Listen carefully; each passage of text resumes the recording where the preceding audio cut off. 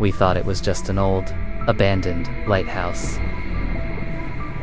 We didn't know it would trap us in a nightmare that kept repeating itself over and over. The place had a reputation for being eerie, but we thought nothing of it. We were excited, looking forward to the unique experience of staying in a lighthouse, surrounded by nothing but the sea. It was supposed to be a peaceful weekend getaway. My friends and I had rented out an abandoned lighthouse on a remote island, far from the hustle and bustle of city life. The lighthouse was old, much older than we had expected. Its stone walls were covered in thick moss, and the wind howled through the cracks in the windows. Inside, it was dark and musty, with long-forgotten cobwebs hanging from the rafters. It felt abandoned, but in a strange way, it felt alive. I couldn't explain it, but something about the place felt heavy, as if it was holding on to something that didn't want to be let go. That first night, after unpacking our bags, we gathered in the main room, drinking and chatting to pass the time. I tried to shake it off, but sleep never came. None of us had slept well, but it wasn't just that. The sea stretched out before us, endless and turbulent, with no sign of land in sight. But then, something caught my eye. A figure standing at the edge of the rocks far below. Something felt off, like we were being watched. We decided to explore the lighthouse, hoping the fresh air would clear our heads. As we climbed the narrow staircase to the top, the air grew colder, and I felt a growing sense of dread. Instead, I kept hearing the voices, faint, like whispers in the back of my mind. We began to see things out of the corner of our eyes, shadows moving when no one was there, glimpses of figures standing just beyond our reach. It felt like the lighthouse itself was watching us, its eyes hidden in the dark corners of the rooms. The boat, which had been moored to the dock just hours earlier, was gone. He was trapped in a storm, calling out for help, his voice desperate and pleading. But no matter how much I tried to reach him, I couldn't. He was pulled beneath the waves, his cries echoing in my ears. Every time we thought we had escaped, we found ourselves back in the lighthouse, trapped in a never-ending loop. I tried to sleep, but I was restless. I kept hearing the sound of waves crashing against the rocks, but it was different from the usual rhythm of the ocean. We tried to leave on foot, but the island seemed to stretch out before us endlessly, as if we were walking in circles. All I know is that I'm still here, trapped in the lighthouse, listening to the cries of the lost sailors, knowing that I am one of them now. The visions grew stronger, the nightmares more vivid. We saw the sailors' lost souls, reaching out from the water, their faces twisted with desperation. I told the others, but they didn't see anything. They dismissed it as a trick of the light, but I couldn't shake the feeling that I had seen someone down there. It was louder. And then, I heard something that made my heart stop. And late at night, when the wind howls through the island, some say they hear voices, whispers, calling from the dark corners of the lighthouse, the lost souls reaching out, calling to me. The others had the same dreams, each one eerily similar. Each one filled with a sense of drowning, of being pulled into something dark and suffocating. We joked about the creepy stories we had heard about the lighthouse, about sailors who had vanished in storms, and about the supposed hauntings that still lingered there. We couldn't ignore it anymore, the feeling that something was wrong, something was pulling at us from within the lighthouse. We decided to leave, pack up, and get off the island, but as we reached the boat, we noticed something strange. But the jokes stopped when we began to hear the sounds. A search party came to the island days later, but they found nothing. No boat. No sign of any of us. It started with faint tapping, like someone knocking from a distance. We brushed it off as the wind, but it grew louder. The sounds moved, shifting from one wall to another, always just out of sight. Then we started hearing whispers, faint and unintelligible, as if the lighthouse itself was speaking to us. It was a strange sensation, like the walls were alive, the old stone humming with the echoes of something lost. That night, we went to bed uneasy but chalked it up to our imaginations running wild. A voice, soft and distant, calling out from the dark. I froze, unsure if I had imagined it. I glanced around the room, but no one else seemed to be awake. The next morning, we all woke up to a strange feeling. When we reached the top, the view was stunning. I blinked and rubbed my eyes, but when I looked again, the figure was gone. That night, I dreamt of a sailor, his face pale and hollow, staring at me with empty eyes. I woke up, drenched in sweat, the sound of waves still in my ears. The second day came and went, and the atmosphere in the lighthouse grew heavier. By the third day, the tide hadn't changed. Panic set in. We tried to make calls, but the signal was gone. We were trapped. And then we realized the truth. The lighthouse wasn't just haunted. It had trapped us. As the days passed, we tried to leave over and over, but each time we reached the boat, it was gone. Time didn't pass like it should have. It felt like we were stuck, forever repeating the same moments, over and over. The whispers grew louder, the shadows darker. We knew we weren't alone. One by one, we started to disappear. I don't know what happened to the others. The lighthouse has no mercy. It takes you and it keeps you forever. And as I sit here writing this, I can still hear the whispers in the wind. But I know one thing for sure. The lighthouse doesn't let anyone leave. It keeps you forever. The authorities were finally alerted. When we didn't return, but the lighthouse still stands, just as it always has, overlooking the turbulent sea. No one knows exactly what happened to us, but one thing is certain. The lighthouse didn't let us leave, and it won't let anyone else either.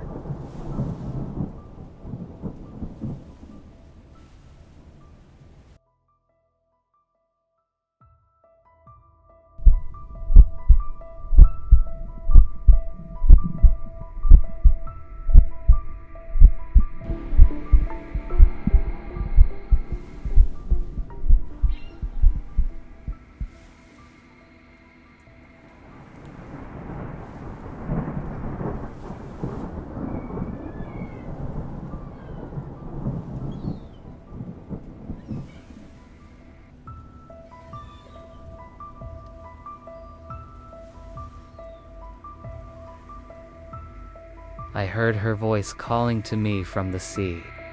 I never realized it was a warning until it was too late.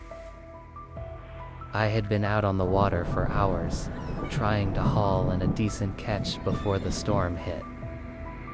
The sky was already darkening, and the winds had begun to pick up, a storm rolling in from the west. It had been abandoned for as long as I could remember. I'd heard rumors of strange things happening there. But when you're caught in a storm and your boat's rocking, you don't really care about rumors. You just need to survive. As a fisherman, I was no stranger to rough weather. But the waves were becoming dangerously high, so I decided to head back to shore before it got worse. The waves were churning, pushing my small boat forward with no mercy. As I approached the dock, I saw the lighthouse loom dark and imposing against the gray sky. It looked ancient, crumbling in places, but it was a safe place to wait out the storm. It wasn't like any distress call I had ever heard. There was no panic, no urgency, just a hollow, mournful plea. I called out, but the wind swallowed my words. I couldn't see anyone. A soft splashing sound, like someone or something dragging itself through the water. The whispers were still there, growing louder. But now there was something that felt like a presence just beyond my reach. The voice kept calling, but it was distant, as if coming from the depths of the sea itself. The storm was now a deafening roar outside, but inside the lighthouse, everything felt still too. My footsteps echoed as I moved through the dark, my breath shallow.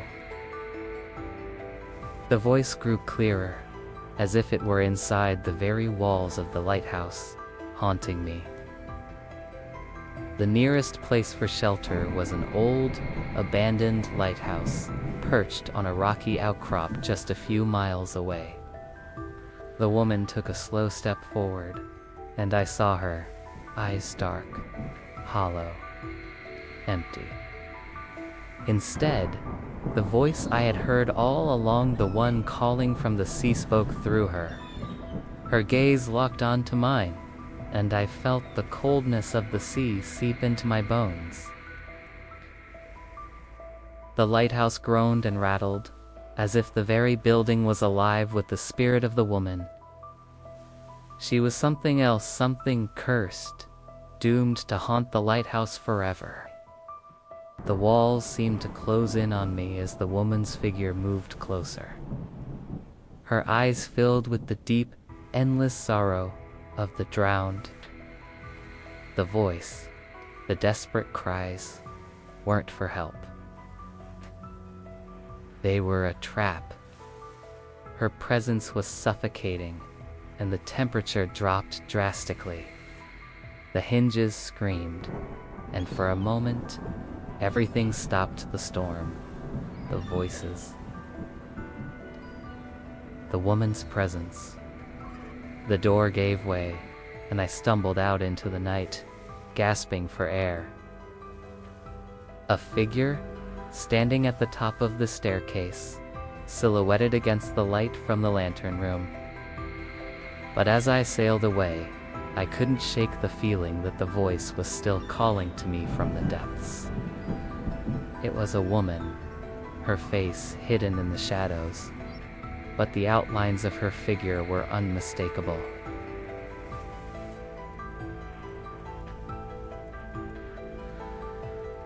The door creaked open. The air inside was thick with the smell of mildew and salt. The lighthouse still stood on the edge of the rocks, the light spinning slowly, casting long. Every time I closed my eyes, I could hear the woman's voice, always so close, always so full of sorrow. she was still waiting for me, that I could never escape her. I won't be the last. The sea always calls those it has claimed, and once you hear the call, there's no way out. I stopped and listened, straining to hear. The whispers grew louder, and then clearer. The drowned souls always come back, and I fear that one day the sea will call me back to her, to join the lost forever. Her clothes, soaked through, hung loosely from her body. She stood still, silent, but I could hear her labored breathing. And then, as if summoned by my fear, the voice spoke again. This time louder. The windows were cracked, and the wooden floorboards groaned underfoot as I moved further inside. I laughed to myself, shaking my head, but then I heard it again. This time, it was louder. Help me hear the wind whistling through the cracks in the walls. I steered my boat toward the lighthouse, the wind now howling as the storm began to break. I tied my boat to the dock and made my way inside, grateful for the shelter. I wasn't alone. It started with the whispers, soft, almost imperceptible, but they were there, rising above the sound of the storm outside. Help. At first, I thought it was the wind playing tricks on me. I froze. The voice continued, like a whisper from the past. Help me. I felt a shiver run down my spine. I couldn't explain it, but there was something about the voice that felt wrong. I grabbed my raincoat and stepped outside, hoping to find someone who had gotten stranded by the storm. I turned back toward the lighthouse, deciding to head inside and wait out the storm. But as I walked toward the door, I heard something else. The voice came again, but this time, it was closer. Help me, please. I stumbled back, my heart pounding in my chest. The voice was not coming from the shore anymore. It was coming from inside the lighthouse. I pushed open the door, panic seizing me, and rushed back inside. I approached the stairs leading up to the lantern room, and that's when I saw it. Her hair was matted, wet, and clinging to her face. Help me. I am drowning. I couldn't move. My body felt paralyzed by an overwhelming sense of dread. She opened her mouth, but no words came. I was lost to the waves. And now, I am lost forever. You will join me. The words chilled me to my core. I turned to run, but the door slammed shut behind me. I knew at that moment this wasn't just a stranded sailor. I scrambled toward the door, my hands shaking, but no matter how hard I tried. And then, in a final act of horror, she opened her mouth and whispered, one last time. With a desperate, final effort, I threw myself at the door. I ran to my boat, knowing deep down that I had escaped something far worse than a storm. I don't know who or what she was, but I know that the sea is never truly empty. Weeks passed since I left that cursed lighthouse, but the nightmares never stopped. And then, one stormy night, I found myself drawn back to the coast. But this time, I got too close. I heard her voice again, this time not from the sea but from within the lighthouse. And I knew, with a sinking heart, I am not the first keeper to hear the voice. And soon, I too will drown.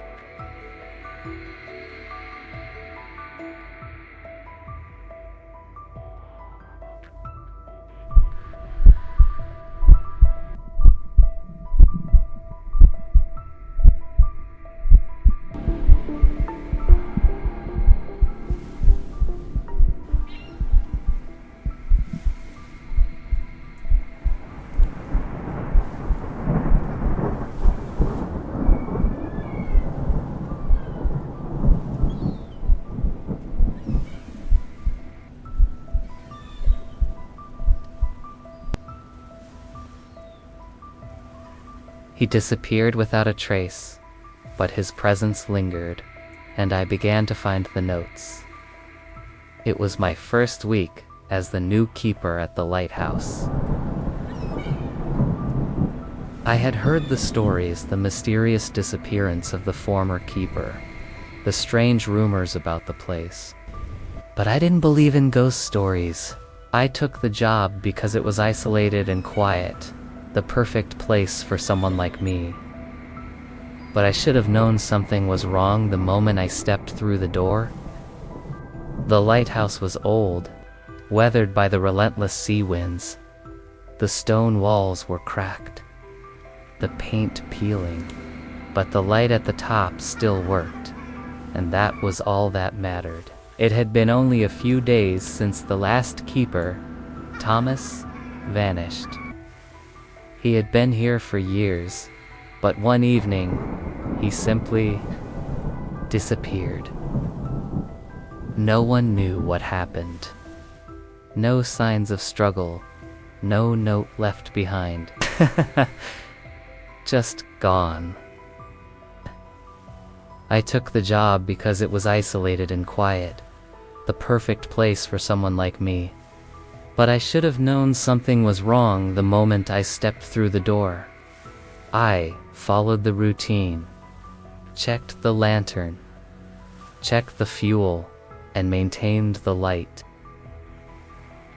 But as night fell, I began to feel the weight of the place settling around me.